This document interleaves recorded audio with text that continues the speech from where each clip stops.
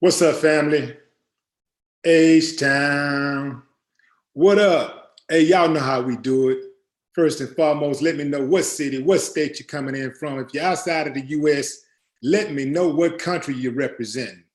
In the house right now, in the building. I don't even think the building is big enough for this dude. I mean, this man right here is one of my favorite guys. Very knowledgeable, love his community, always putting information out there for the people. He is very necessary in the grand scheme of progress in the Black community. Ladies and gentlemen, welcome Dr. Boyce Watkins to Willie D Live. Thank you, What's brother. up, my man? Man, it's great to be here, brother. Thank you so much for having me, man. I really appreciate it. Absolutely, man. Thanks for coming on to the show, man. I mean, you are somebody to be respected, somebody that I believe that, you know, it's hard to say when people say things like, well, you don't get enough, he don't get enough credit, he don't get enough credit. You know, it's like you want somebody like you to get it all, you know, like I still, you know, you get a lot of credit and people understand, people recognize you and everything, but I just feel like, you know, it should be more.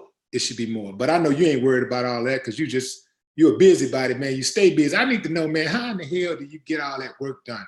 How do you like knock out video after video after video? And one, like, it seemed like you're running 5 classes a day, all day, every day. You got to be one of the biggest men, one of the busiest men, not in show business, but in business. How do you do it? Man, you know, the best way I could describe it is, I don't know if you heard this real great song E40 got called Choices.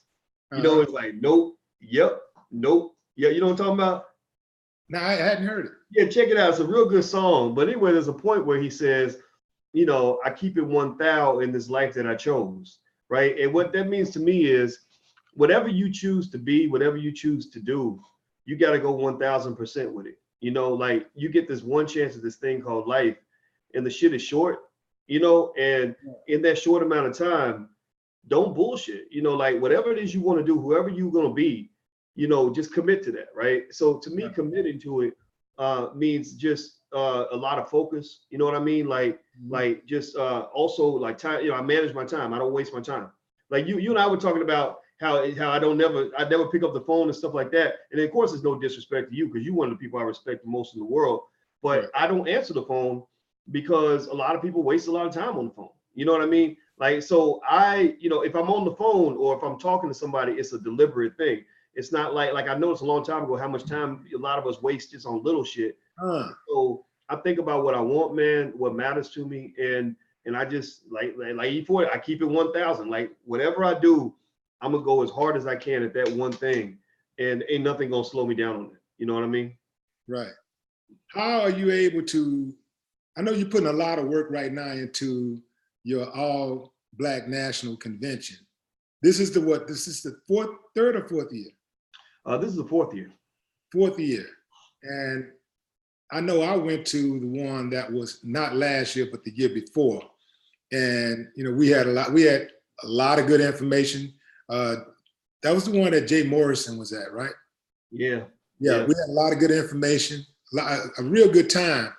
How are you able to put on a convention, man? Like I said, man, the man is busy. Y'all don't understand. The dude be busy, like all day, every day, just on it. And like he said, he don't really waste a lot of time. He's actually doing constructive things the whole time. And now he's putting on this convention that's coming to Houston. What's the date? The weekend of September 27th. It's the All Black National Convention. The All Black National Convention, and give everybody the information on it right now. We'll come back to it, but give them the information and where they need to go to get their tickets. Yeah, well, if people want to come out, they can go to allblacknationalconvention.com. That's allblacknationalconvention.com, and it's going to be in Houston. And you know, and I wanted to, you know, have the first person I thought to invite was you, because when I think about the people in Houston that I respect, you know, you were kind of at the top of that list. You know what I mean? Like, as far as I felt, it was like almost required. You know what I mean? Like I'm coming to your city, and I know you're still working to get elected officially, But in my mind, I said, okay, Willie to me is like the king of Houston, right? So I wanted, you know, to invite you first. And then from that point, we worked down and we invited a lot of different people like scholars and lawyers and doctors and relationship experts and political scientists. And then also some other artists, you know, like D1 was coming through. The Royal Mix is coming through. So we got, you know, just like a nice mix of people that can give a different, you know, set of perspectives on the whole Black agenda, what we need to do to like solve a lot of our problems in our community. Right, right. So speaking of these problems in our community, let's go to the apex. What is the absolute, what's at the top of the food chain in problems in the Black community, in your opinion? Love. I think love is, life is a journey of love. Love is the most powerful force in the universe, in my opinion. And love is the driver of everything that you are, everything that you become, everything you connect to, and what you care about. And the reason I point to love is because I think Black people are still learning to really love ourselves. You know, we had so many centuries where we were taught to hate everything about being Black, to hate other people because they look Black like us. And it causes problems. You know, when you can't love yourself and you can't form love and trust with other people, you can't build shit. You know, you can't build families because your family gonna fall apart, you know, because you're fighting all the time. You can't resolve your differences. You can't build businesses because business requires love and trust. It requires like the ability, if I can't trust you, I can't do business with you. Because the minute you do something that I don't understand, I'm gonna fight with you as opposed to resolve the issue with you, right? If I don't love myself, then I'm not going to do the best I can with the time that I have on this earth. I'm not gonna believe in what, you know, I could possibly do and what contribution I'm supposed to make, right? Because we get a lot of, among Black males especially, like we got a lot of wasted potential out here. You know what I mean? So I think that if Black people really learn to just love ourselves, you know, relentlessly and unconditionally, then the thing is, think about it, man. When you love something, you take good care of it. Like you love your car, you're gonna keep it clean, you're gonna shine it, you're gonna take good care. You love your house, you're gonna keep the grass cut, you're gonna protect it, right? You know, you're gonna invest in it. Well, if you love your woman, same thing, right? So I think that for all of us, I think learning to love yourself for who you are is important, and also loving your community and loving your brother, loving your sister, man. And I think that Black people with relentless amounts of self-love, that will breed all the other things that we need in order to be successful. So what do you say to that dude right now who ain't got nothing? He's sitting back at the crib right now. Perhaps he's watching this show right now, and he hearing you talk about love, and he ain't got no food. He just broke up with his woman, or his woman left him a while ago, and you know, he ain't got nothing. Maybe he had a death in the family, and he ain't got no job, busted, broke, bummed out. And you're talking about love, and right now, all he can think about is how he hates life, and perhaps even his own life. So what do you say to him or her? You know, what I would say is, you know, you know, Black people, you know, you're the original man. You know, you live in a world, unfortunately, in America that teaches you, that wants you to stay either, if you're a man, they want you to either be a little boy or for life, or they want you to be a little girl for life. They want you either feminized or they want you weak. They want you to be broken. And the way I see it is, the Black man is the ultimate king, you know, and there's nothing more beautiful and amazing than the Black woman. We know that. And I think that when we allow ourselves, you know, we all get pushed into a sunken place or a place of despair. But when we let somebody keep us there, we can get tricked into believing that that's where we belong. Like that's all that God has in store for us. We don't have a destiny. And so you think about it, for example, when they had the Jewish Holocaust, when you had the Jews being put in ovens and they were being taken to concentration camps, the ones that were more likely to survive and overcome were the ones who felt like they had a destiny, like they had a purpose. They had something that they had to live for to keep going. And so my question, you know, for him or her would be, you know, you have a destiny, you have a purpose. Maybe you were disconnected from your purpose. I think a lot of Black men especially were disconnected from our purpose. Like we got a lot of brothers who think their whole purpose was to dribble a basketball. Now that might be part of your purpose, that might be part of your journey, but I believe you have a deeper purpose, you know, because you can't tell me that you're worthless now that white man don't want to pay you to dribble basketballs no more. You know what I'm talking about. You have a lot of guys like Vince Young right out of Texas, who was, I remember him saying, you know, I was born to play football at the University of Texas, and that was at the peak of his career. And I felt at that moment, I felt sorry for him because I said, this is a guy, if you take football away from him, he's going to feel like he has nothing. He's going to feel like he's losing a piece of himself. And I think it's great to be a football star. There's nothing wrong with that. But to me, that is a symptom of your greatness as a black man. That is not the defining attribute that you have. That's not what makes you great. That's just, you're great. You're a great football player because you're a great man. Because, you know, we know that the black man, when we're really on our shit, like when we're really focused and really doing our best, like we cannot be stopped. That's why they're so afraid of us. So I would say to anybody, figure out what your purpose is. You know, that's what happens. I know that in my times in life where I've been the most down, and I know what it's like. I know it's like to not have any money. I know what it's like to not have nowhere to live. I've had those experiences, you know. And I remember when I was 28, man, and it was the lowest point of my life. And my woman had just left me and took my son at the same time, man. I mean, I was heartbroken. And I realized that part of my problem was that I spent my whole life trying to become a white man. And at that moment, I remember thinking, I'll never be as good at being a white man as a white man already is. So at best, I'm going to be a cheap substitute. So I started thinking about it and said, why do I not love myself enough to feel comfortable with who I am? What's wrong with me? You know, but I realized a lot of us get trained to believe that you got to change who you are in order to fit in, to get people to like you or whatever. And here's what I realized. Remember I was telling you earlier when I said, you know, keep it 1,000 in the life that you choose. Well, I chose something. At that moment, at 28 years old, I said, I'm going to choose me. I love Boyce. Like Boyce, he's not perfect. He's fucked up in certain ways. But I believe my best shot at success is to be the best version of Boyce Watkins I can ever be. So, excuse me. So, sorry, man. So the only time I'm not at my best is when I'm not being myself. When I'm trying to be something that I'm not, I usually end up failing, right? But if you just figure out who you are and know that you got unique gifts, man, and you just go hard with that, don't be ashamed of it. And it starts with love, right? You got to love yourself to put yourself out there like that. Then I think that's your best chance to win the game. What happened in your life that made you specifically, at what point did it trigger to you that I'm trying to be white? I'm trying to be a white man, not white, the black man who I am. When everything started failing and I started feeling stressed out, I was about, like I said, about 28 years old. It was 1999. And I still remember that, like I said, my woman had just left. I mean, literally, it was terrible. What I'm trying to get to specifically is that, like if all of that was going on in my life, my woman just left me, I ain't got no job, I'm failing at everything, maybe in my mind it's just that I'm bad luck. I'm being a bad version of myself. Something triggered in you that made you specifically say, I'm trying to be like a white man instead of the black man who I am.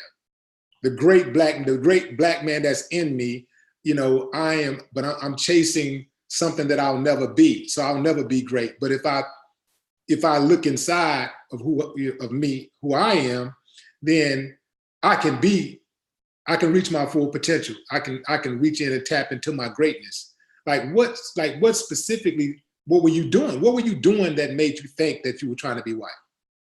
I was trying to get my PhD in finance, which I eventually got.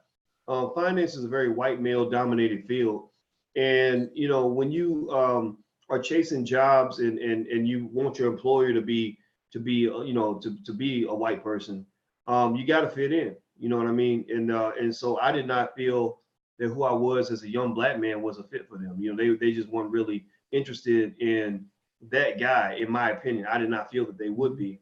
So, that led me just to a lot of reflection about a lot of things. Like a lot of times the reason I think we fail as black people is because we're given the wrong formula for what success even means. Like we don't even know what success really looks like, because we think it comes in the form of like a college degree and a good job and living in the suburbs and driving a nice car. And it's actually much deeper than that. The question to me, as far as black success is, how much is your community benefiting from your existence? Are there hundreds, dozens, or thousands of black people, or whatever the number is, of people benefiting from your success? Or are you a solo act? If it's just you and you're the only one who's benefiting, you and your family, I think you got to really question what success really looks like. I want to go back to something you said earlier about the number one issue facing the Black community being self-love. I can attest to that. Here's why. When I was about 7th grade, I was very reckless. And that's around the time I started seeing my peers get killed.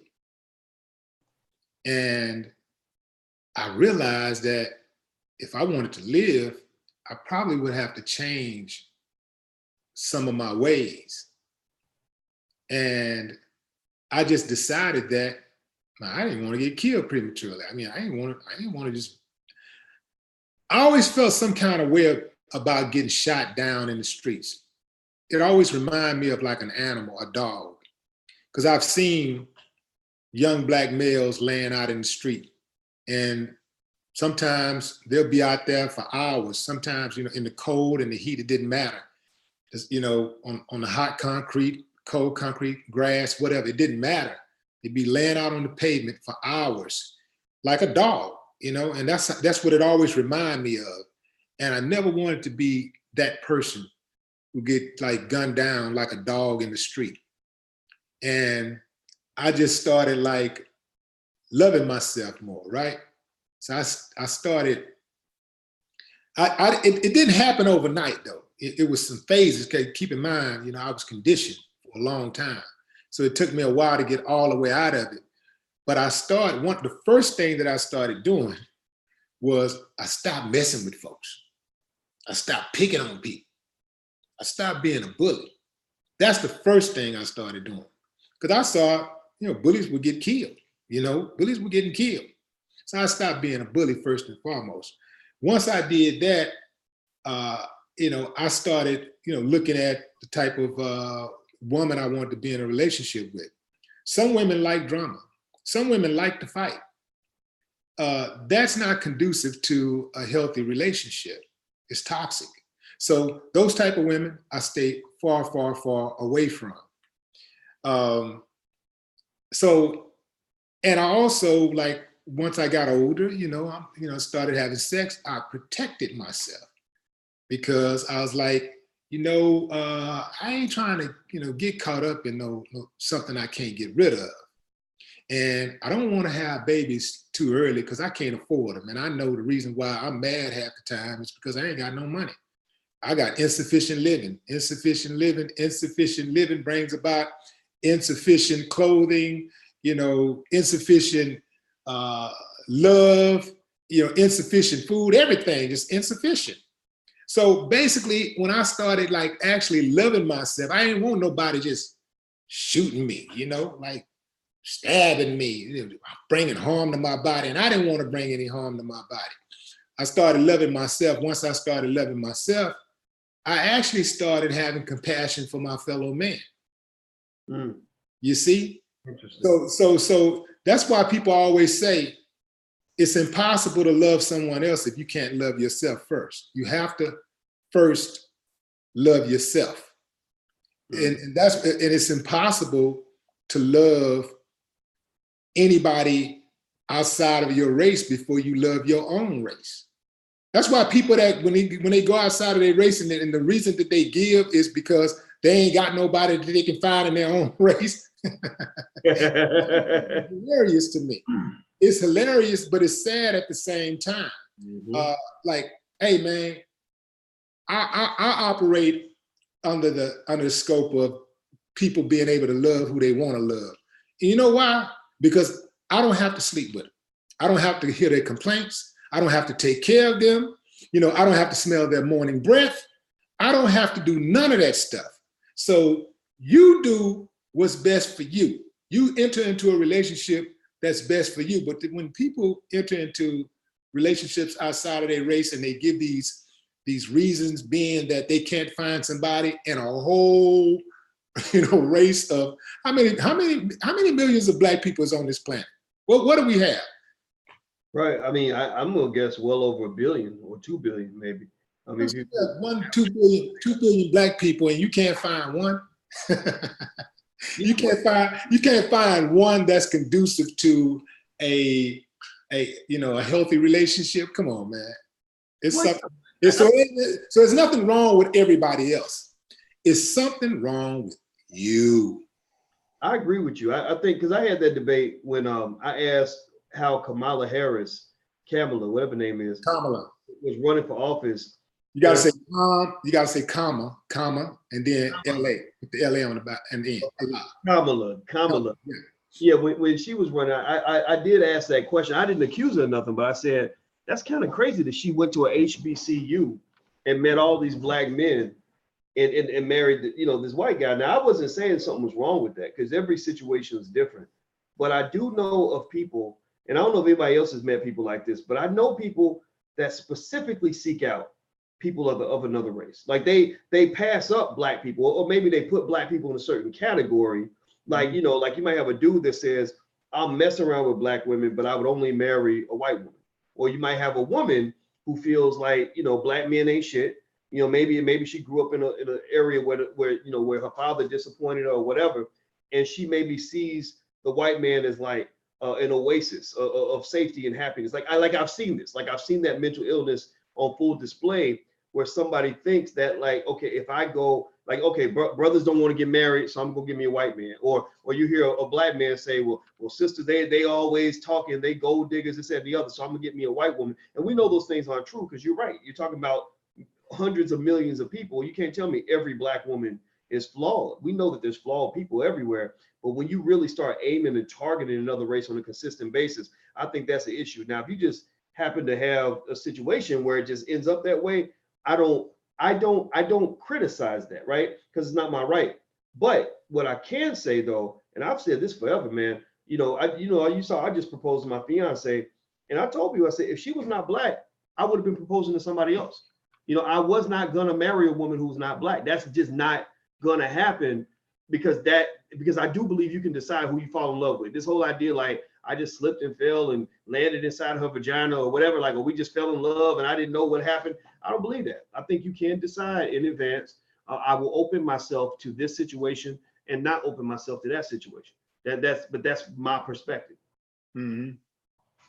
Do you believe that some people are just, so you're saying you believe that some people are just attracted to a certain kind of people? You know how some people are attracted to some dudes like skinny girls, some girls like tall guys, some dudes like light-skinned girls, some girls like dark-skinned men, some men like women who are totally outside of their race, that might be white or Latino or black or whatever, right?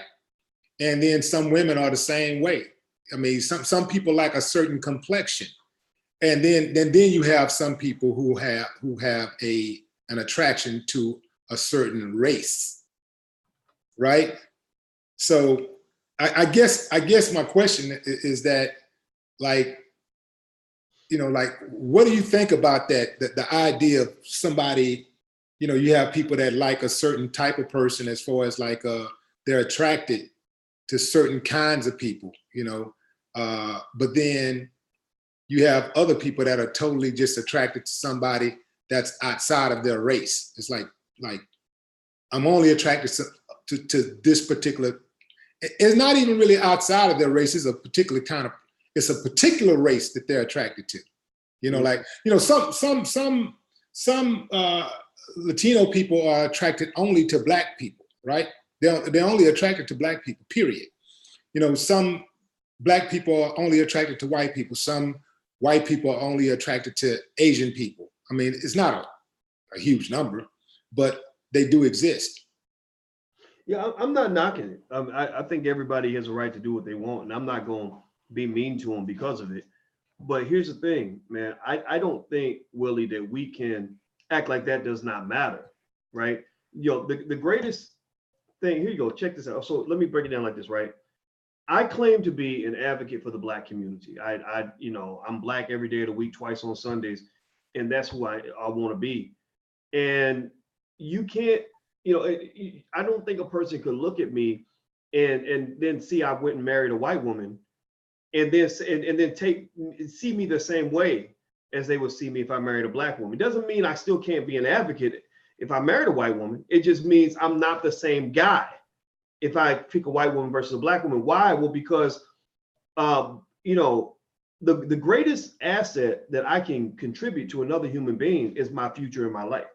The greatest thing I can give to the black community is me, right? My wealth, whatever power I have, whatever it is, whatever legacy I'm gonna leave, whatever's gonna be around when I'm dead, my life insurance, all of that, right? And so if I say, look, I advocate for black wealth, we need to build the black community, we need to build wealth in the black community. But first thing you see is that every penny I have is going to go into the hands of somebody from another race, then people will be right to kind of say, this does not necessarily compute. It does not mean, though, that I'm necessarily a sellout. It just means that it doesn't necessarily compute. So I think that what we got to do is kind of ask ourselves, when you look in other communities, you know, people that are hardcore Jewish, they tell their kids, marry a nice Jewish girl. Asian people, you know, if the Chinese girl brings home a brother, their parents, if their parents are wealthy, especially, they're gonna be like, what is this? You know, and is that right or is that wrong? I don't know, but I know that it does mean something, right? And what it means to each person depends, but it does mean something. You know, I know that black women need good black men. Like, we have an issue, we have a crisis in our community. It's been going on for 25, 30 years. Mass incarceration wiped out, you know, a lot of men that would be husbands and fathers for these women. And a lot of the men who are left behind are struggling. A big chunk of them are struggling. And so, given that that's the case, and I remember when I was 16, I was in the car with my mother, and my mother just said something to me that really got my attention. And she just said, you know, she said, it's hard to find a good black man out here. And I remember at that moment, as a person who loved my mother, which translates into a love and respect for the black woman in general. Like, I'm gonna be one of them good black men. Yeah, I promised myself at that moment, man, I said, I'm gonna marry me a black woman. I ain't gonna marry. It won't happen. Where it wasn't possible, right? I had that block up because I said, look, I'm playing for a certain team, and that's where my loyalty is gonna lie, right? So I'm not saying everybody else has to live the same way I live, but if we want to act like that don't matter, like we live in a colorblind society, that's not true. We don't live in a colorblind society. Race does matter, and if we can clearly see areas where black people are under attack for being black, then I think that we also have to look at areas where we might be giving up power as black people by simply thinking that, you know, we can do this kumbaya, I'm gonna marry anybody, I'm gonna reproduce with anybody, I'm gonna give my wealth to anybody's situation. When you're giving your wealth out to anybody who walks up, anybody with a big butt and a smile, then, you know, then that's why you don't have any wealth. Right. So but that's just my perspective. I wouldn't enforce that on anybody because I don't think most people really thought about it that much. Right. I want to switch gears for a moment. Kiara Cleve asked a question. She said, touch up on the topic of how a black man, well, actually, he said, touch up on the topic of how a black man can turn a 9-to-5 into something greater. How a black man can turn a 9-to-5 into something greater. Well, I think it depends on what you want to do. If the goal is to walk away from the 9-to-5 and get off their plantation, I will say this. You know, one of the things that we believe in the Black Business School is that every black child, especially every black boy, should learn how to start a business by the age of 12. They should know the fundamentals of starting a business, because black male unemployment is higher for any other group for black men than for any other group. In Chicago, the unemployment rate for young black males between 20 and 24 is about 45%.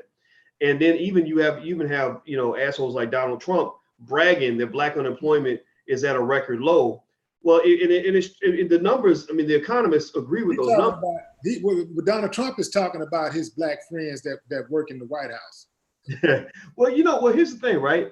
Like, black unemployment is low, but that's the thing. So that means we all got jobs working for massa, but we still ain't really free.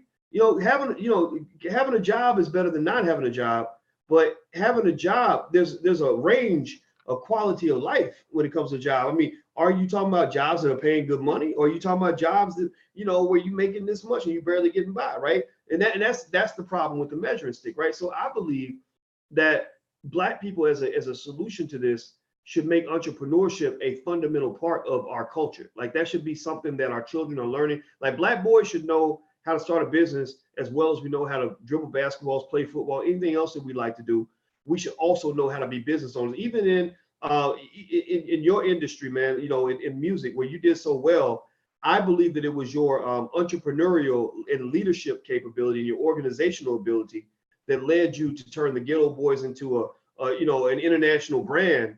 And without that insight that you have, wherever you learn it, I mean, some of us learn our business in business school, some of us learn it in the school of life or whatever. But whatever that insight was, that allowed you to find success. Whereas you and I both know a lot of, you know, guys that know how to rap, but they don't know how to make money as an artist, right? So I think that for Black folks, what we got to do is really learn to cut out the middleman. So what I would say specifically to this brother here is that sorry, man, my whole family's in here staring at me talking.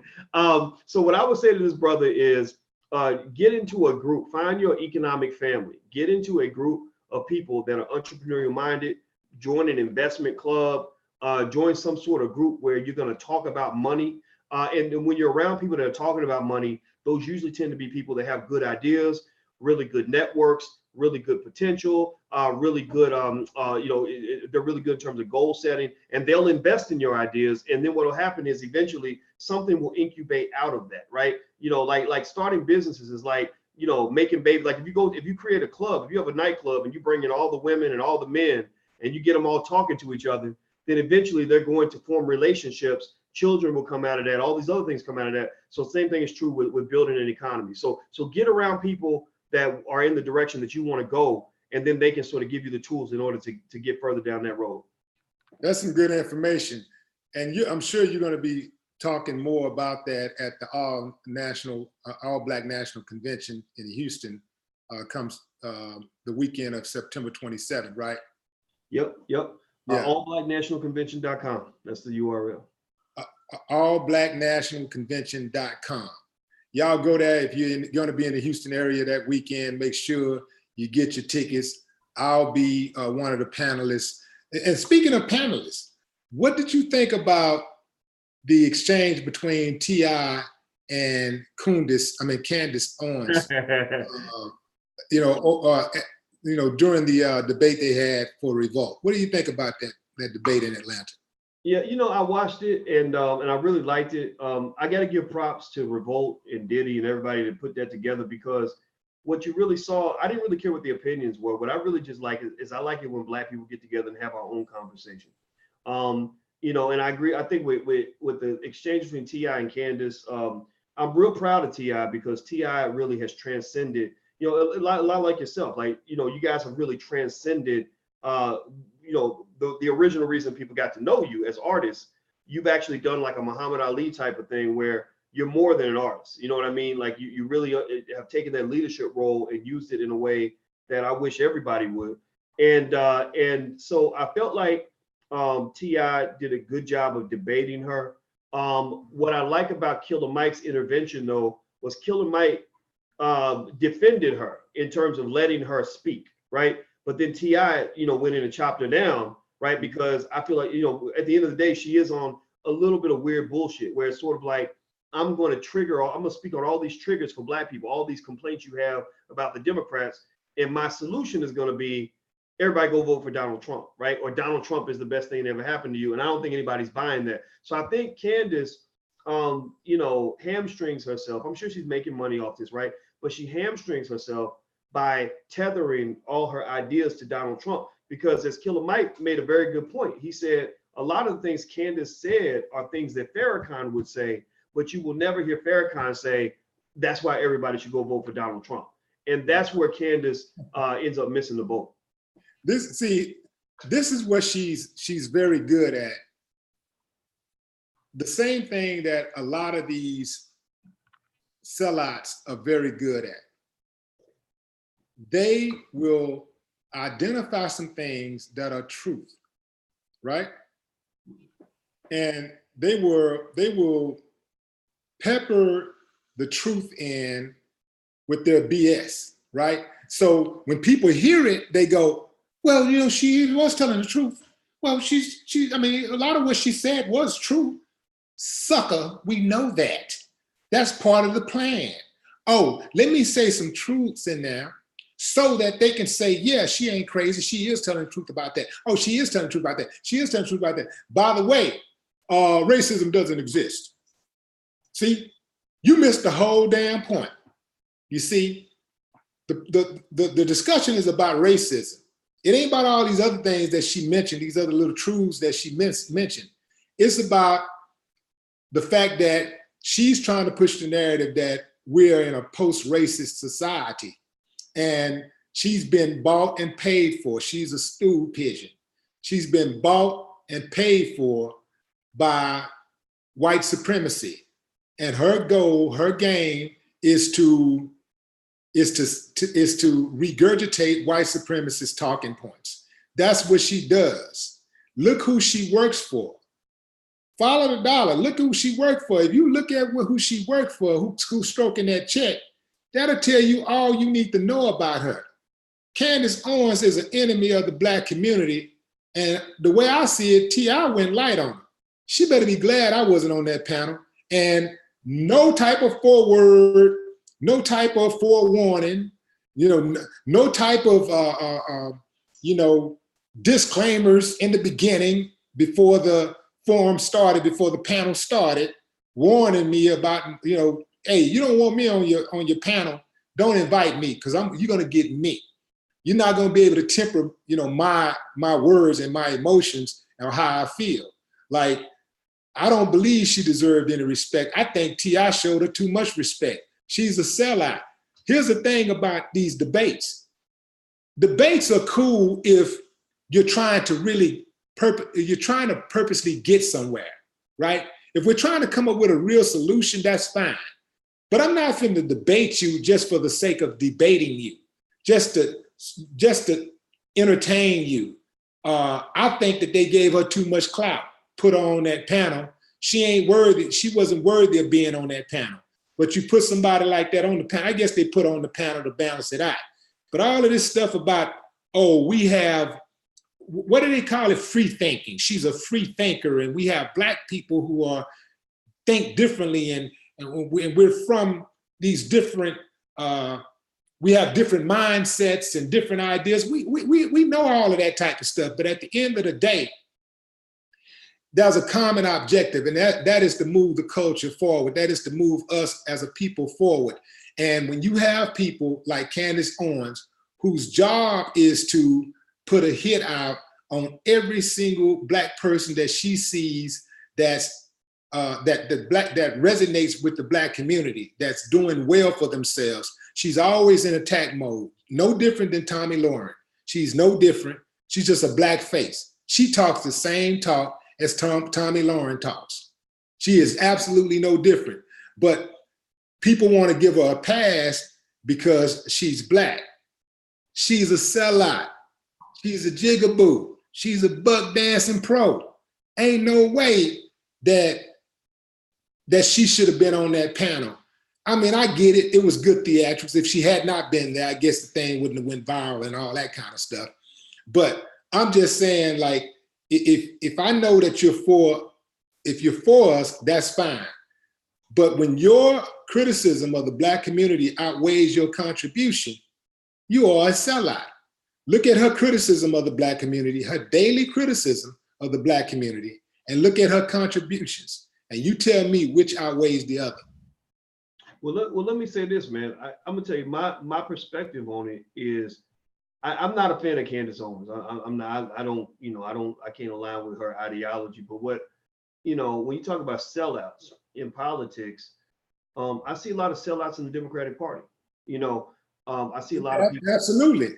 And that's what it comes down to, where we become kind of the whipping boys of American politics, because what you hear is, if you listen carefully, what you're hearing is Candace Owens saying, there is racism, but it's coming from the Democrats. They had y'all on the plantation. They passed the Clinton crime bill that sent all the Black men to prison. They're the ones who want the immigrants to come take Black people's jobs, or whatever it is that they believe, right? Whatever they're trying to point fingers at, they'll say the racism, or the Democrats have been running some of these cities that have just been torn down and fallen to pieces. But then you'll hear from the Democrats, no, the racism is coming from the Republicans. The Republicans did this, and did this. And my conclusion is that I think they're both right. It's like you try to decide, It's like a woman trying to decide, does she want to date the man who beats her ass every day or the man who tried to stab her? You know, like both of those situations are unhealthy for her. One thing that we know, all I know is this.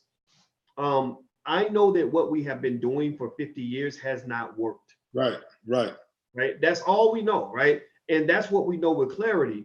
And you know, so God bless everybody who pushed forward with the civil rights marches. Everybody who believed integration was a proper, you know, the best strategy. Everybody who believed, you know, that supporting whatever party they support was going to get us here. But we ain't there yet. You know what I mean? And so what I think what we can agree on is that the solution lies internally. You know, the only people who's going to save black people are black people. Exactly. Ain't no party going to do it, right? So that goes back, you know, actually, you know, one thing that we always talk about in the Black business schools, is I thought about this a long time, man. I wanted to go back to like 2 or 3 core values that I believe will solve a large percentage of the problems in the Black community. And we call it the Black Core 3. We believe Black people should be educating our own kids, creating our own jobs, and supporting our own businesses. We should educate our own kids because our kids are getting fucked up by the school system. It don't make no damn sense when a child's in the damn school for 12 straight years and the mother come out and can't even read. What are you doing with them? You have them for thousands of hours in your custody and you ain't did nothing with them? And then they come out knowing more about George Washington, a slave master, than they know about Marcus Garvey? Are you kidding? And what they know about George Washington is all lies. You know, what they know about Abe Lincoln is a lie. What they know about John Adams is a lie. You know, lies. So, I mean, you're right in that regard. And I think that Killer Mike made an excellent point. He made excellent points about when he talked about economic sovereignty. That is a big deal. And I think that we definitely need to focus on that. However, I do not think that class and income is the solution to ending white supremacy. I just don't believe that. I believe that America has a moral problem more than a gun problem. More than anything, America has a moral problem, perhaps even more than a racist problem. America has a moral problem, man. And so I don't know what the exact answer is. I think economic sovereignty is a good start. I think that I like what Jay Morrison had to say recently. You should check his. I think he put it. I know it was on Instagram. He dropped something on Instagram where he laid out like a 10-point plan, like what we can do. And one of the big things that both of them talked about is holding our collective votes, like actually putting together a plan and going to both parties saying, this is what we want. It don't matter which one of them give it to us. We're saying, this is what we want. Like, and if you either give it to us or we're going to sit back and we're going to chill and we're going to watch the train wreck, you know, but you're not going to get our vote and put us on the train and let us be in the train wreck with you. You know, you either going to give us what we want or collectively we're going to hold our vote. Yep. There you go. I think that's an excellent idea because, like you said, we've already tried all this other stuff, and that hadn't been working. That has not been working. But one of the other things, Boyce, I think that we've been reluctant to do is to hold these elected officials accountable. We don't hold officials accountable. What we do, we'll get excited about voting for somebody, and we'll go up to the polls and stuff, and man, we all excited, and then they get in and they don't do what they say they're gonna do, and then we're like, oh man, I ain't voting no more. I ain't never voting again, man. Man, people gonna do what they want to do anyway. Politicians do not do whatever they want to do. Politicians do what people who support them and hold them accountable tell them to do. Nobody wants to get fired. Nobody likes losing their job, the job that they want, the job that they like. Politicians, they like their jobs, and they're not trying to lose those jobs. Our problem is that when they get in and don't do what they're supposed to do, we give up right then and there. We won't go out and say, you know what, I'm gonna get rid of your ass. Just like I put that energy in to get you in, I'm gonna put the same amount of energy. In fact, even more, since you lied to me, I'm gonna put even more energy in to get you out of here. That's why I have no problem running for public office and talking to people and looking people in the eye and say, I'm with this, I'm not with that, because I know I'm a man of my word. I don't mind being held accountable. I've been being held accountable for over 30 years publicly. I just have been putting my work in from the outside. Now I'm going in. So I don't have any reservations about being confronted about, you know, my policies, you know, but I know a lot of these cats, you know, they just in it, you know, to try to get a little, you know, action for themselves. You know, they trying to get to the bag. I'm straight on the bag. Well, you know, I heard they've been stealing your signs. So what was that? The raising money has been kind of tough and so. So what's that been like for you? Well, the signs. You know your opponents are going to steal your signs. You know they're going to try to steal your signs. We know that. We know that go on, right? Right. My biggest problem has been my supporters. They've been stealing my signs and posting them up in their homes on the walls, hanging them on their walls at home. I can't even call them my supporters anymore because they're supporting my competition. They're supporting my opponents, you know, because they're taking away my visibility on the streets. That's how you let people know you're in the race. That's how you let them know what's going on. You put your, I'm not talking about yard signs. I'm talking about the big $70, $80 signs, those big ones. That's what they're stealing and putting them up on the walls at their home. Because you're a celebrity, is that what it is? Man, I guess they're trying to get, you know, they're trying to get some memorabilia, you know. They want to have some memories of it. I mean, this is a historical race, you know, like this would be the first time somebody on my level, you know, has sought public office, you know, like this, on this level, you know. And, you know, myself and Brad, you know, Scarface is running also. He's running in District D. I'm running in District B. So this is a first. Definitely a first for two group members, you know, to be running in city council simultaneously. So I mean, it's a big deal out here. It's a real big deal. But man, I need them damn signs, man. If y'all out there, y'all listening, man, and you got one of my signs at your crib, man, please take that sign back and put it where you got it from. We ain't gonna ask no questions, man. We won't ask you no questions. Just take those signs back. And if you see somebody getting a little too close to my signs, do the right thing. Just tell them it ain't cool, man. That ain't cool. That ain't cool. You take the pictures, you know, but wait till the campaign is over, you know.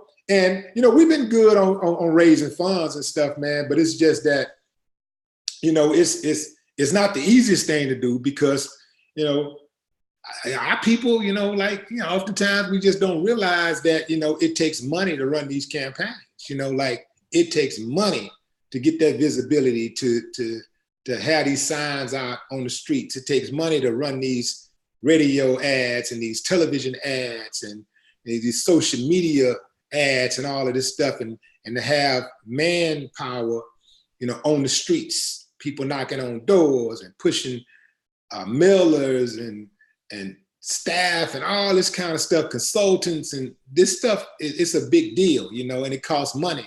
A lot of people just don't understand that that's the way it goes. And I think a big thing is that we're just getting used to like actually getting power, right? Black people around this country are starting to really get into politics and run for office, not just sit back and vote, but many of us are starting to run for office, public office, and not just running, but getting in. And so, you know, for many of us, you know, and our constituents, it's a new thing to see us, you know, like on a local level running, you know, running for office, but even on a national level, you know, to see so many of us running.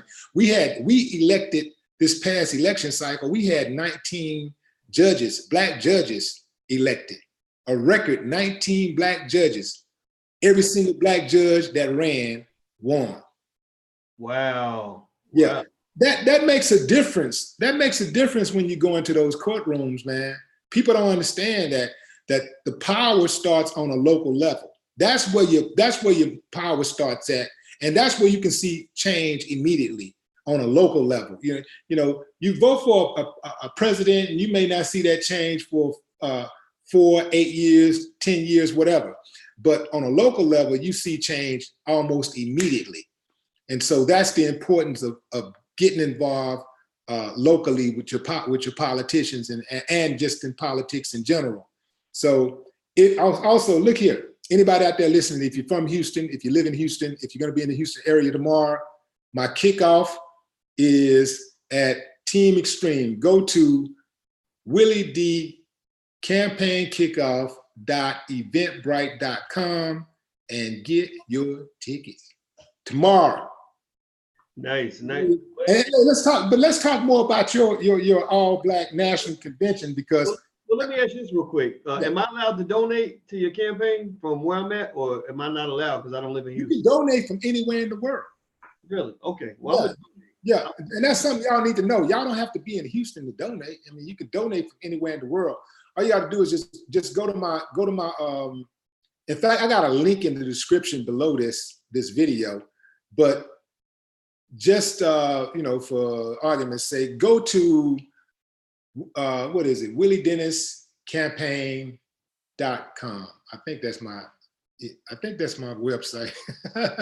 What is my website? WillieDennisCampaign.com. Yeah. That's let me see. That's it.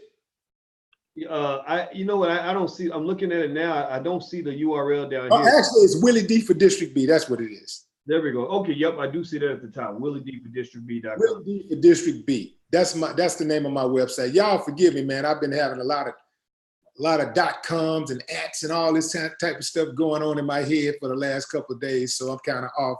I'm thrown off a little bit. But it's Willie D for District B.com. Well, I support you, man. You know, I support you and Brad, actually. I mean, I think both of y'all, you know, it's you know, it just makes perfect sense. And I'm definitely gonna make a donation. You know, I support your Patreon as well. You know, when I saw it, I think that's important. You know, I mean, if I'm really your friend, I should be willing to back you and to help you achieve a goal. You know, like if I just cheer you on and don't want to do shit, then you know, you have to really question what that friendship really means, because talk is cheap. Anybody can give you, like you say, no more talking. People can talk all day, but I say that, you know, for anybody listening, you know, when you really support your friends, like you get that family member, that cousin, or whoever that's starting a business, put your money where your mouth is. You know, if you're spending all this money with everybody else's businesses, why not put some money into the pockets of the people that you love and you care about, and you take care of them first before you take care of a stranger. We'll take care of a stranger before we take care of our own. And you can't do that. You can't do that. Well, sometimes, you know, I think that a lot of times that has to do with, you know, that's proximity hate. You know, it's like you see somebody that's close to you and you're like, he don't deserve it. You know, but if you're somebody you don't even know, oh yeah, you know, you don't mind spending money with them. It's like going to restaurants. You know, your friend just opened up a restaurant, and maybe that restaurant don't have a lot of people in it, but the food is good, it's decent, but you don't even know because you never even went inside of it, but you're gonna go to the popping restaurant because that's where it's popping at, that's what's happening.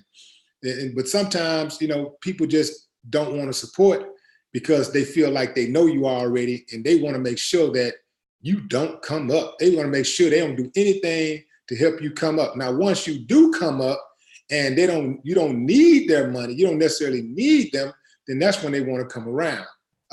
So you do have people like that. Speaking of what you just said about putting your money where your mouth is, it ain't even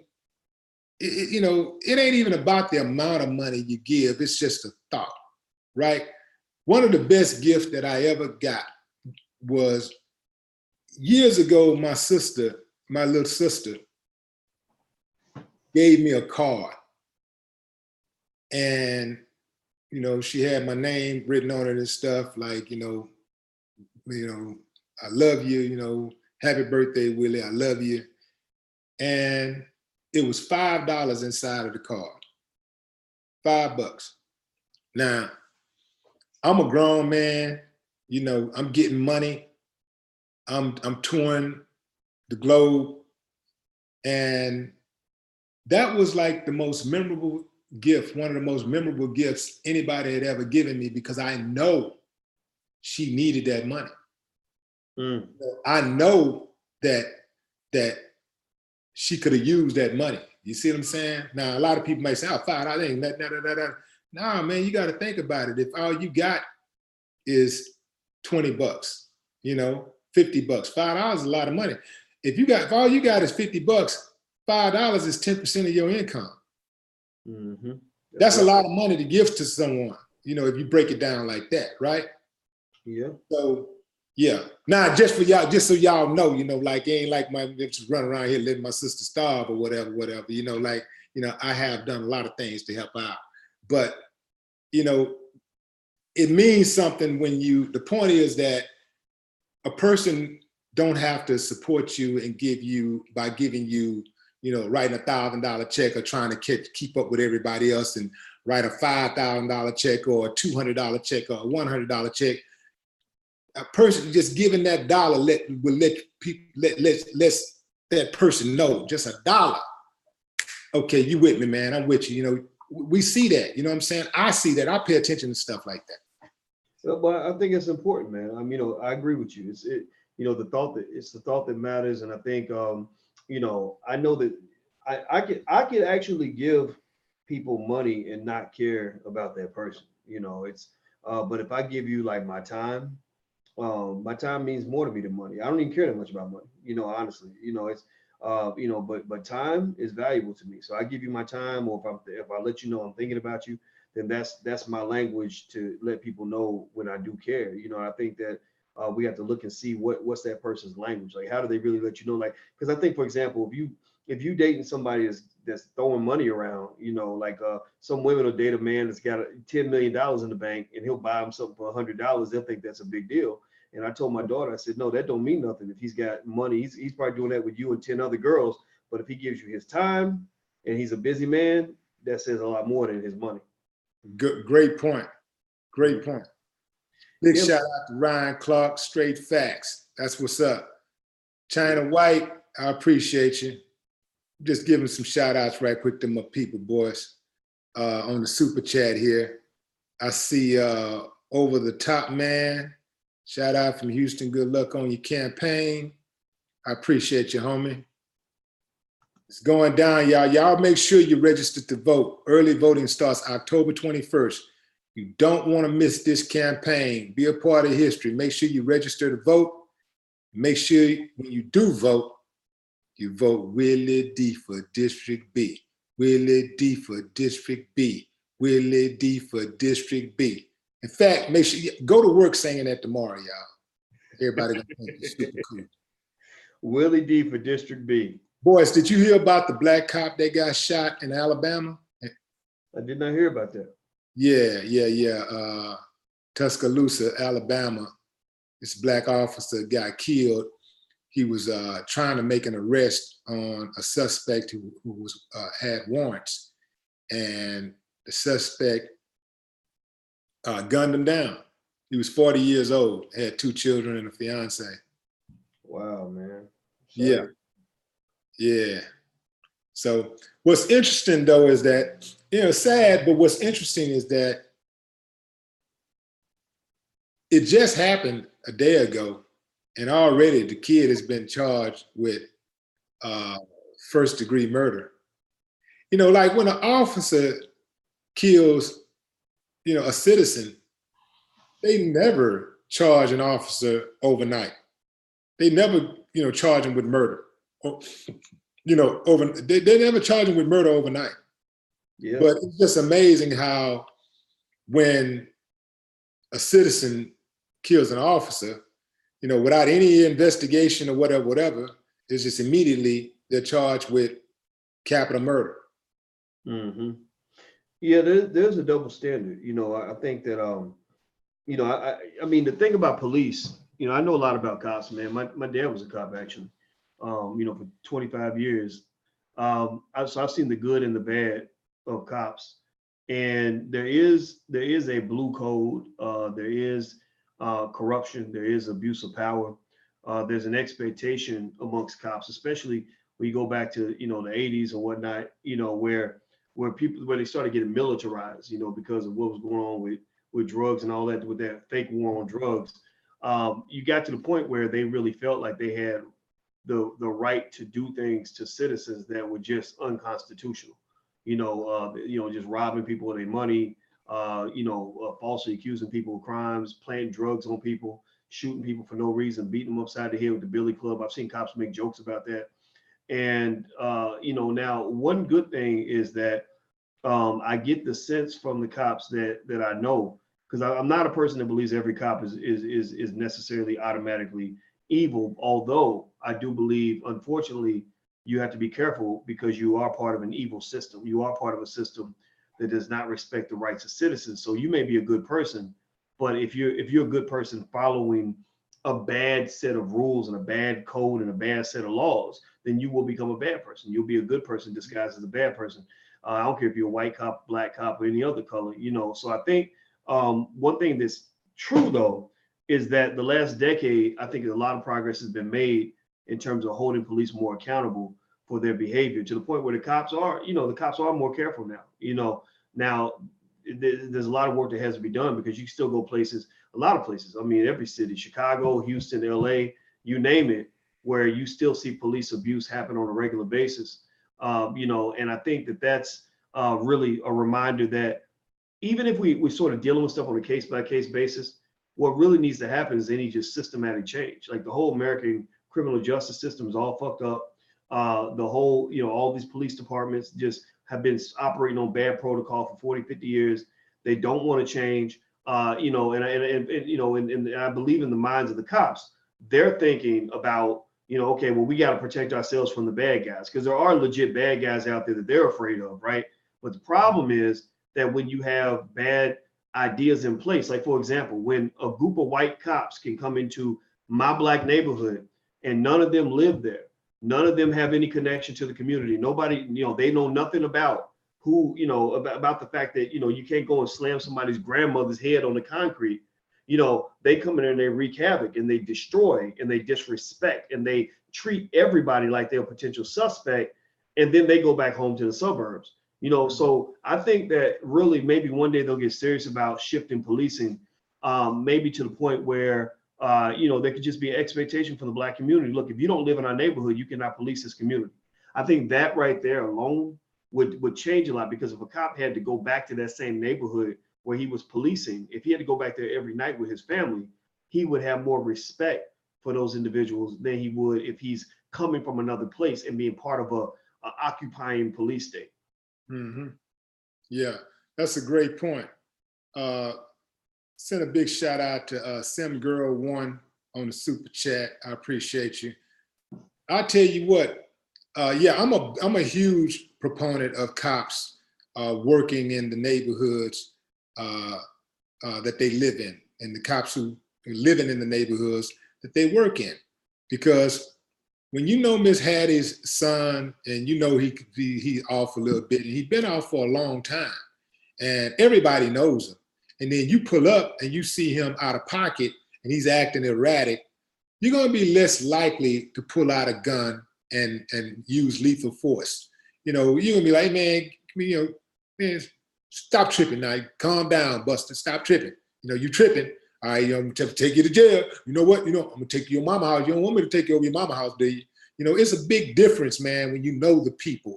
When you're familiar with the people, you have a connection to the people, as opposed to you having this us against them mentality. You don't even look like the people in the community that you're working in.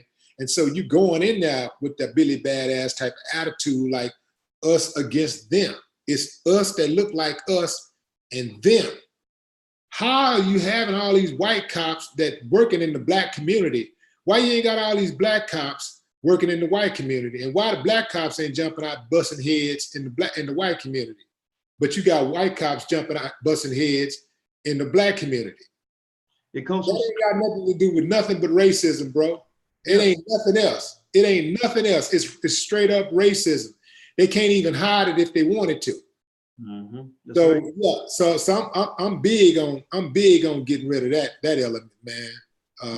I definitely want to do something about that, and I don't think they're gonna like that too much once I get in, because I'm dead serious about that. I believe that you either are for the people or you're against the people, and if you're for the people, you ain't gonna have no problem with me. But if you're against the people, look out. Hey man, tell us more about what's going on at the All Black National Convention. What's going to be going on? What are some of the themes, and who are some of the other people that you got lined up to come in that you feel like are going to be dynamic presenters? Well, we're gonna have a lot of people there, man. First of all, we got this guy named Willie D from District B. That's right. That's right. He's one of my favorite people. And you know that the convention is actually in my district, right? Is it really? Yeah, it's in my district. Oh, okay. Well, that's perfect then. That means I can really support you, man. So that's great. I didn't know that, but thank you for telling me, man. I had no idea. Yeah, we got a lot of other people, man. George C. Frazier is known as the networking guru of America. His book, Success Runs in Our Race, he sells 40,000 copies a year, and it's been selling that big for 25, 30 years. He's a big time dude. It's required reading at all the HBCUs. He's a brilliant guy. Sharif Abdul Malik, who created WeBuyBlack.com, he's in his 20s, and man, he's a multi-millionaire. He's like a Black Jeff Bezos. Like he created WeBuyBlack.com that's getting all these people to buy black and building black businesses, man. He's going to be there. Who else? D1, who's an artist like yourself, but he's very intelligent, very conscientious. Made a lot of money without a record deal. Yeah. And I feel like people like that are needed in the community to teach brothers all the different ways that you can find success. Danielle Pierce, who's a real estate expert. She's brilliant. She runs economicelevation.com. My sister, Dr. Latanja Watkins, will be there. She's actually an MD, and she actually works with people that are dealing with the burnout on the job from things like racism or just hating your job and all that, and just solutions to that issue, because there's a lot of depression amongst our people from just hating your life, like hating going to work every day, can't stand the people you work with. So she's good with that. Jade Arundel is an activist from Fly Nubian Queen TV. Vicki Dillard, also from FlyNubianQueenTV.com. She's going to be there. Nicole Price, who's a leadership expert. She's basically going to talk about relationships and how that matters for building businesses and building your family empire. Like basically how you can resolve conflicts and disputes so that you can get along and actually build something, that's going to last, build your legacy. Michael Imhotep from the African History Network. Attorney Nicole Compton is one of our business entrepreneurship experts, can answer any question you have about building your business, things like that. Julian Gordon, who is he has millions of dollars in real estate property, and he basically teaches people how to buy multi-family property so they can actually build wealth that way. He's in his 30s. He's a Stanford graduate, but he loves black people, man. He teaches in the Black Business School, actually. Dr. Ron Daniels, who's an expert on African history and everything else. So we got a nice range of people, you know what I mean? Like we're going to cover everything from politics to relationships. The children, Rick Mathis is coming through, who made the film Black Friday. And he's going to talk about a new film project he's got called Young Moneymakers, where he's basically getting kids, sort of highlighting children that are learning how to build businesses and empires at an early age. But it's not just about business, right? It's about everything. Say it again. I like that. I like that idea. Big shout out to Face of Black, Willie D for District B. That is when you get off the airplane, Boyce, I need you to come out. Willie D for District B. Willie D. For District B. Listen, Willie D. You know what, Boyce? Here's the thing that's impressive about you. Before I met you I had been watching you for a minute, but on the day that I met you, I talked to my nephew, and he told, I just having a conversation with him, and I don't know how your name came up, but I guess I was telling him what I was doing today or what he had going on today or something, and he told me he was going to see you. And at the time, he was like 23 years old. So, the information that you provide resonates with not just older people, but the youngsters get it too. I mean, there were there was several youngsters in the crowd. Like, you got range, man. You damn near like an artist. You know what I'm talking about? Well, I appreciate it, man. You know, I think our young people are smart in the sense like first of all, we need them, right? We need them because one day we're gonna be done. You know what I mean? And it's like if you don't plant seeds in the children, then you will not survive. Like your life is short. You know, if you look at how empires are built, they're built across generations, across centuries. You know what I mean? And a human being's only gonna live usually less than 80 years. And but a lot of times, man, sometimes you start a 400-year project, which means the best thing you do in this generation is plant as many seeds as you possibly can. So literally, man, when I'm talking or sharing things online or writing articles or whatever, I'm really trying to lay out a blueprint so that any young person of any era, 100 years from today, maybe, will be able to watch that video and get some inspiration, know who the hell they are, you know different ways to be successful, man. Because I feel like the black man is like, it's like we're meant to be 7 feet tall and they crush us in this like 2-foot glass. Like they make us small and tiny so they can be comfortable. They want us to be feminine. They want us to be little kids, you know, all this other shit. And I hate that. You know what I mean? Like to me, we're lions. We're supposed to roar. Like we are the kings and queens. And I think that understanding just basic things about, and again, I don't push this on nobody. I'm not telling anybody to believe something they don't want to believe, but I know deep down, like, you know, that you deserve better. You know what I mean? Like, you know that this is some bullshit. You know what I mean? Like you bowing down to a man who ain't half the man that is you. And the reason I respect guys like yourself is because, you know, you embrace manhood. And I think that we've lost some of that. And so for young people, before they get too caught up in the brainwashing and all that and minimizing themselves, I like being able to be a part of the process that helps them really find out how great they can really be. But to be great, the problem is you can't rely on the system to teach you to be great, because the system's built off of using you as a commodity. You know, during slavery, just the ownership of black people was the most fundamental piece of wealth America had. Like they used to make mortgages, and they used to be able to be like, I own 20 Negroes. You can get a bank loan off of that. They, you know, like the same way they have mortgage-backed securities, they had slave-backed securities and all that, right? So the whole country was built off of owning you and controlling you. So this system is never going to teach you to empower yourself. The system's only going to teach you how to be a better hoe, right? Like how you can, serve your pimp better. And so basically that's why you end up with all these traps. The traps are, you go to a public school, they're making money off of you in the public school, whether you learn or not, they're making money just from you being in the school. Then you go to college and you go $200,000 in debt to a white university to get a piece of paper that may not even get you a job making half the money that you should be making.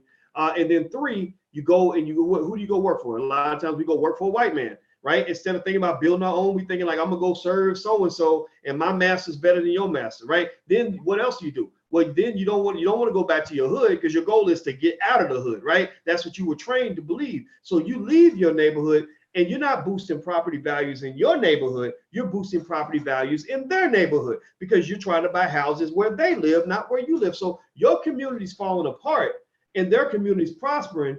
And when you go shopping and you think about what you want to buy, you're not thinking like, I'm gonna go buy black. I'm gonna go buy from businesses in my community, because there aren't that many anyway, at least relative to the broader community. I'm gonna go buy whether it's Gucci or whatever, right? And what we don't understand is that's the plan. Like you were trained to do that the same way you train a little girl in the sex trade to serve a man. You know what I mean? Like imagine a little girl being trained to be a hooker from the time she's 7.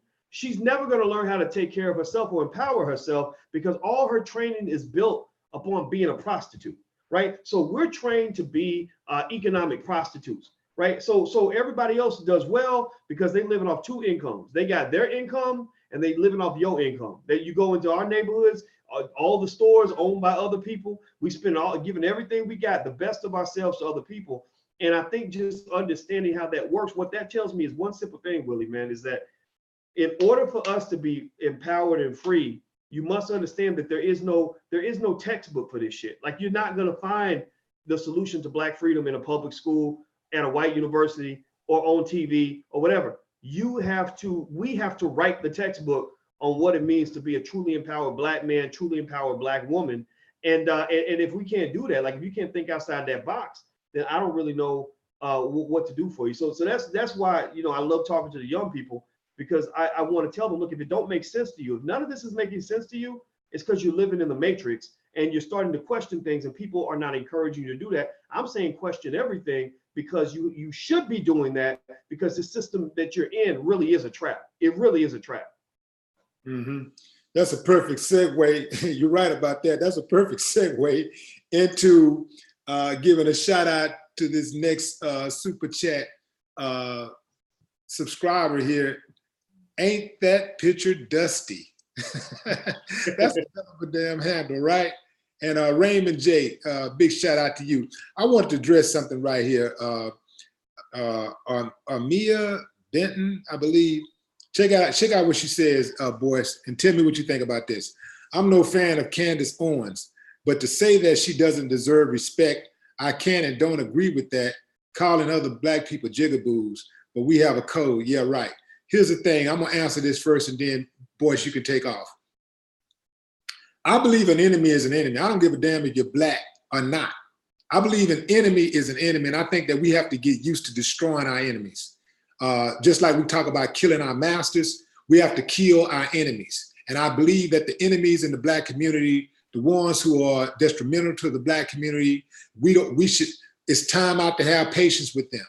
They either get on or they get off. It's like, we can't keep saying like, well, we're upset about the police killing us, and we go crazy when the police kill one of us, but then somebody on the block kill one of us, and then we give them a pass.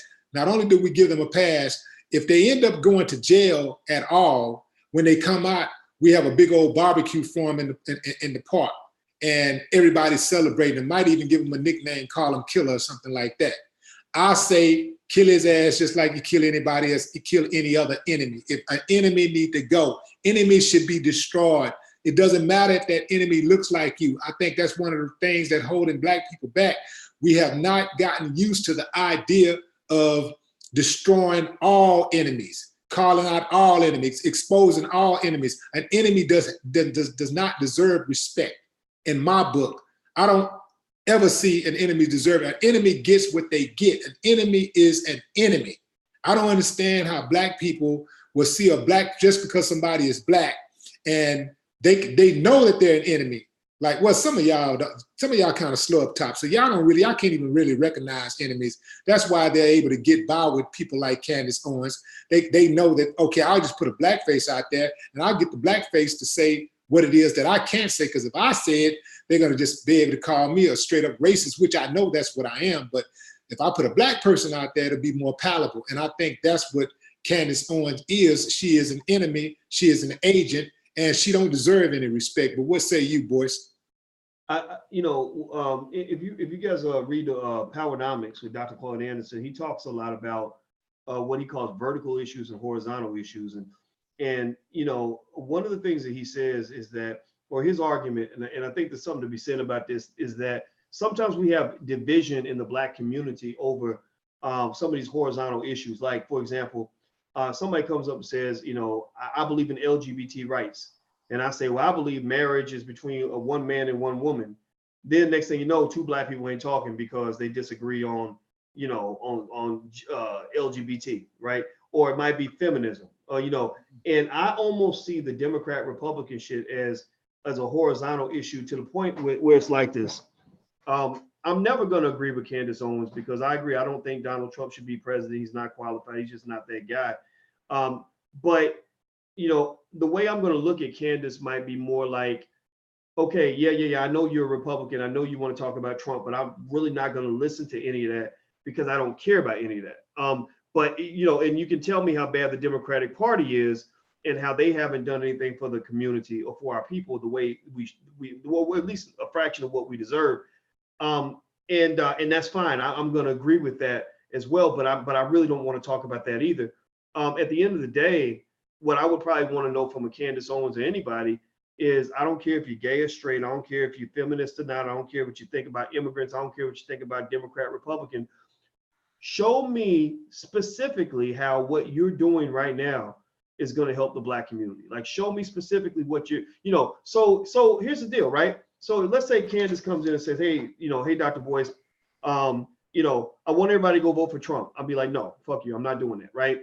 But let's say Candace says, I'm going to go meet with President Trump, and I think I can get $1 billion, no strings attached, for Black businesses, because he wants, he has his own agenda, but we're going to get this $1 billion. We can go create jobs and all that.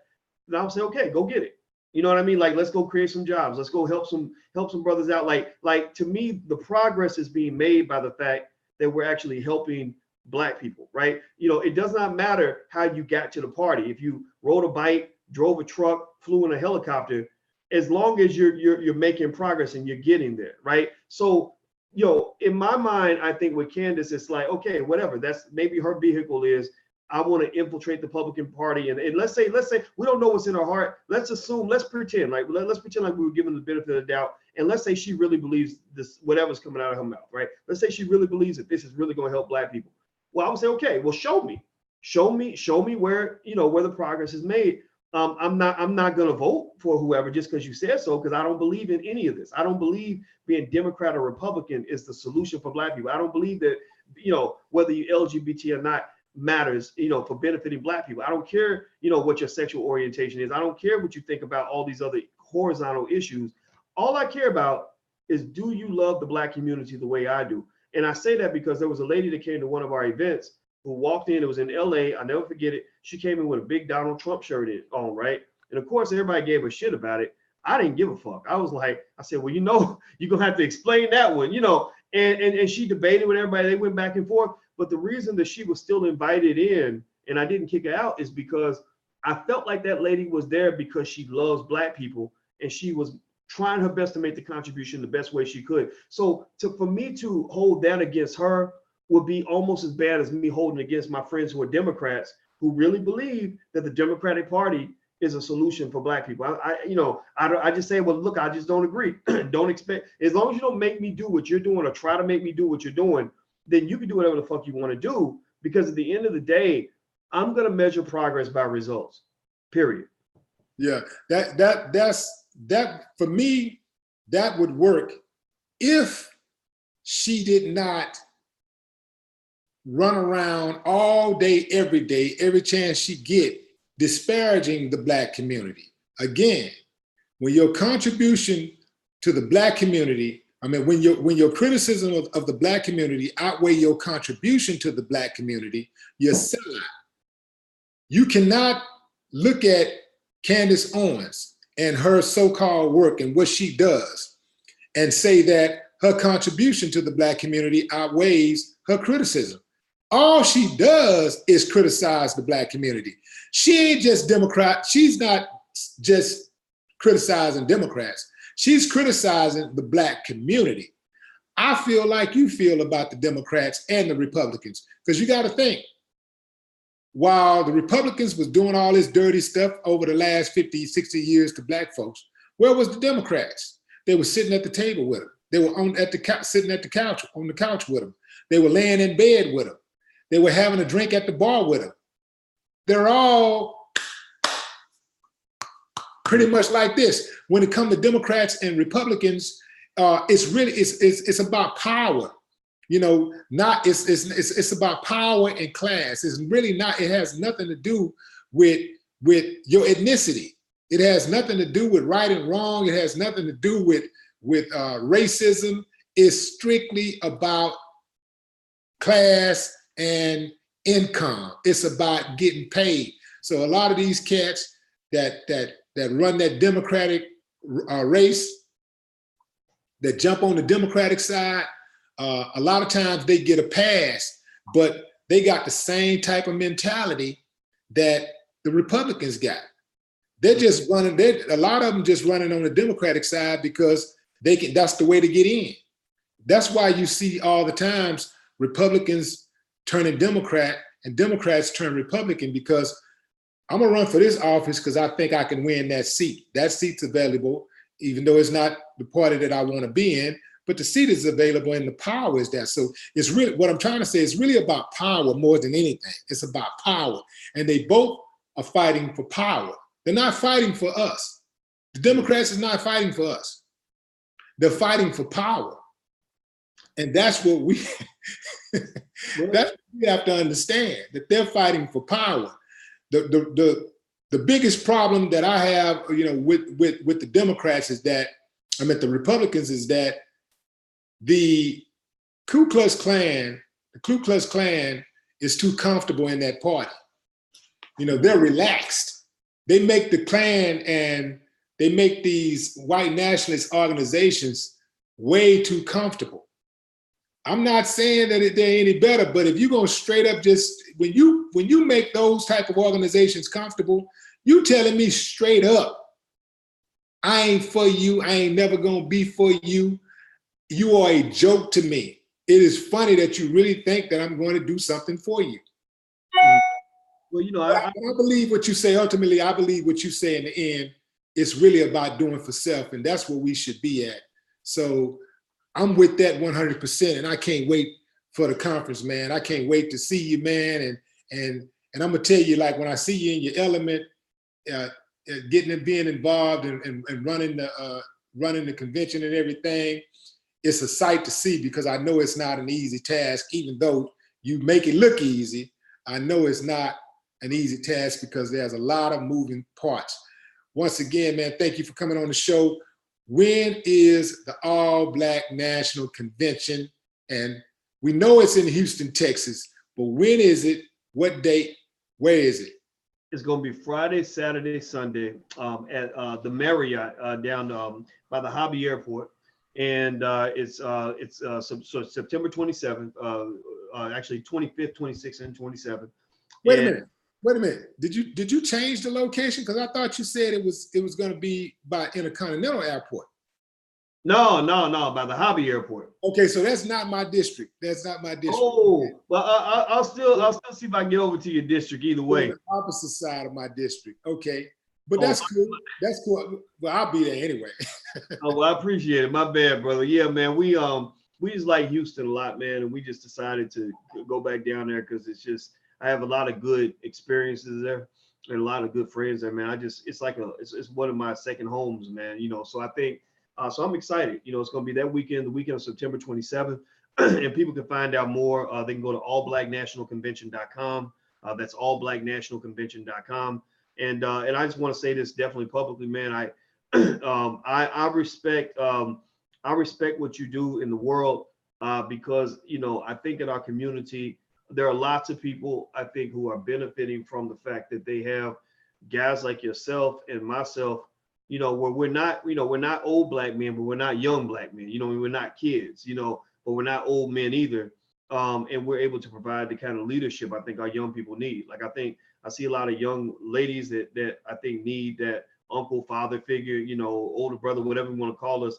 And then I see a lot of young men who, you know, should be guided toward manhood. And so, and you're one of the first people that comes to mind when I think about people that use that power in a responsible way, man. So I support what you're doing as far as running for office, and you know, I support your existence, man, on this earth. So anybody want to know, just straight up, you know, it's about unity, in my opinion. You know, so if I ever have a disagreement with Willie, which I hope that never happens, but if I do, y'all never hear about it. Y'all will never hear. You know, you will never see a bitch fest where, you know, like it drives me crazy, man, when I see black people fighting publicly like that. I just think that there's strategic and intelligent ways to handle differences, and I respect you for that, man. You know, you're a real brother. Salute, appreciate you, man. Likewise, ladies and gentlemen. I need a drum roll for you, man. I ain't got no drum roll. I need something.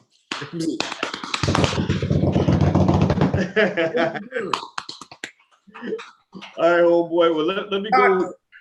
Boyce. Watkins. Man, my woman's in there waiting for me. She's been waiting patiently, man. So let me go out here and do this 10 miles. You know, we're training for our first marathon. So right. That's pretty brutal. So I got to get on out here, man, and go knock these miles out. But I appreciate you having me on, brother. Thank you very much. Man, thanks. No doubt, homeboy. See you soon. All right.